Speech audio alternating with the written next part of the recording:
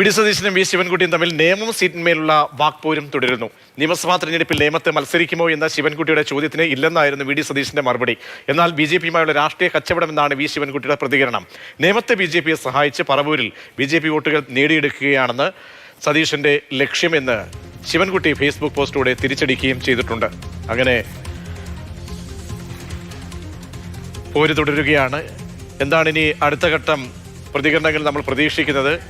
FB-യിലൂടെയും അല്ലാതെയും നേരിട്ടുമൊക്കെ തന്നെ നേതാക്കന്മാർ തമ്മിൽ വാക്പോര് കടുക്കുന്നുണ്ട്. TS ഹരികൃഷ്ണൻ തത്സമയം തിരുവനന്തപുരത്ത് നിന്നും ചേരുന്നുണ്ട്.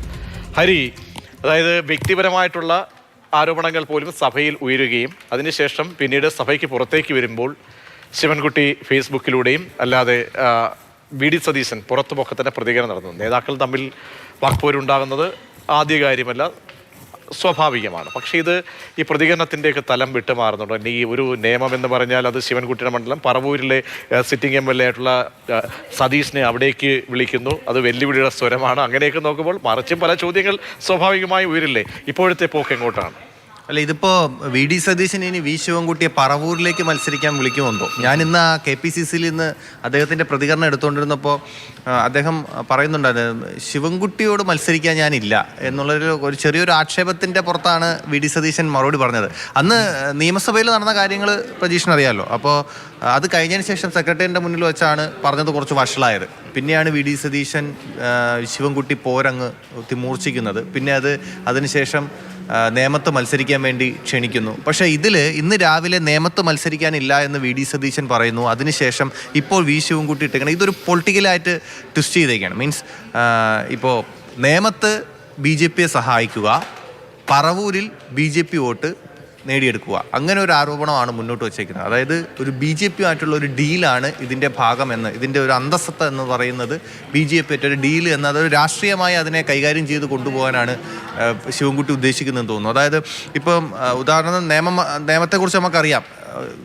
CPM അല്ലെങ്കിൽ LDF NDA തമ്മിലാണ് മത്സരം നടന്നുകൊണ്ടിരുന്നത്. അപ്പോൾ കഴിഞ്ഞ പ്രാവശ്യം ആയാലും അതിൽ വലിയ തർക്കമൊന്നും ഉണ്ടെന്ന് തോന്നുന്നില്ല. പക്ഷേ ശിവൻകുട്ടി ജയിച്ചു.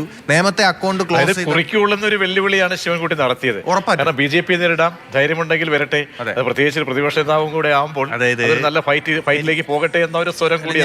എനിക്ക് തോന്നിയ വേറൊരു കാര്യം കൂടി ഞാൻ പറയാം. ഇപ്പം അടുത്ത നിയമസഭാ ഇലക്ഷൻ വരുമ്പോൾ വി. ശിവൻകുട്ടി അവിടെ മത്സരിക്കുകയാണെങ്കിൽ സ്വാഭാവികമായിട്ടും 2 ടൈം മുമ്പും കൂടെ ഒന്ന് ചിന്തിക്കണം. അതായത് അന്ന് വി. ശിവൻകുട്ടി തോക്കുമ്പോൾ UDFന് നല്ലൊരു കാൻഡിഡേറ്റ് ആയിരുന്നില്ല എന്ന് തോന്നുന്നു. കുറച്ച് പിന്നിലോട്ടായിരുന്നു. കാരണം അത് BJPക്ക് ഗുണം ചെയ്തു എന്നാണ് LDFന്റെ വിലയിരുത്തൽ. പക്ഷേ അതിനുശേഷം കഴിഞ്ഞ പ്രാവശ്യം ആവട്ടെ K. മുരളീധരൻ വന്നവിടെ മത്സരിച്ചപ്പോൾ അത് LDFന് ഗുണം ചെയ്തു. വി. ശിവൻകുട്ടി അവിടെ ജയിച്ചു. നേമത്ത് BJPയുടെ അക്കൗണ്ട് ക്ലോസ് ചെയ്തു എന്നവരാണ്. ഇപ്പോഴും വി. ശിവൻകുട്ടി നേമത്ത് മത്സരിക്കുകയാണെങ്കിൽ ഒരു നല്ലൊരു UDF കാൻഡിഡേറ്റ് അവിടെ വരണമെന്ന് അവർ ആഗ്രഹിക്കുന്നുണ്ടാവും. അങ്ങനെ വന്നാൽ മാത്രമേ ഗുണം കിട്ടുള്ളൂ. ചിലപ്പോൾ അങ്ങനെ അവർ വിലയിരുത്തുന്നുണ്ടാവും. അതുകൊണ്ടായിരിക്കും എനിക്ക് തോന്നുന്നു ഇങ്ങനത്തെ ഒരു. പക്ഷെ ഒരു കാര്യം കൂടി, ഈ നേരത്തെ നികേഷ് കുമാറിനെ ലക്ഷ്യമിട്ടുകൊണ്ട് AK സെന്ററിൽ നിന്ന് കുറച്ച് കാർഡുകൾ ഇറക്കുന്നു എന്ന് പറയും. ഇതുപോലെ തന്നെ ഇവിടെ നിന്ന് ശിവൻകുട്ടിയുമായി ബന്ധപ്പെട്ട സൈബർ ടീം അടക്കം ചില കാർഡുകൾ തന്നെ ലക്ഷ്യമിട്ട് ഇറക്കുന്നു എന്ന് പറയുമ്പോൾ അതിലെന്താണ് വസ്തുതയുള്ളത്?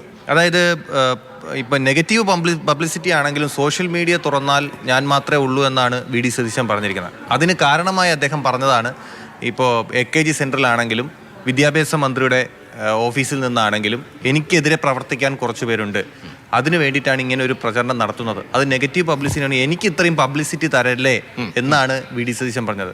സ്വാഭാവികമായിട്ടും പഴയ ഇപ്പോൾ ഒരു അന്ന് മറ്റേ സവർക്കറുടെ ചിത്രത്തിന്റെ ആ വിഷയങ്ങൾ അറിയാലോ. അപ്പൊ അതുമായിട്ട് ബന്ധപ്പെട്ടൊക്കെ കോർത്തിണത്തിക്കൊണ്ടാണ് സോഷ്യൽ മീഡിയയിൽ ഇവിടെ തീരുമോ അതോ വീണ്ടും തുടരുമോ? എനിക്ക് തോന്നുന്നു ഇന്ന് വൈകിട്ട് 5 മണിക്ക് വി. ശിവൻകുട്ടിയുടെ ഒരു പരിപാടി തിരുവനന്തപുരത്തുണ്ട്.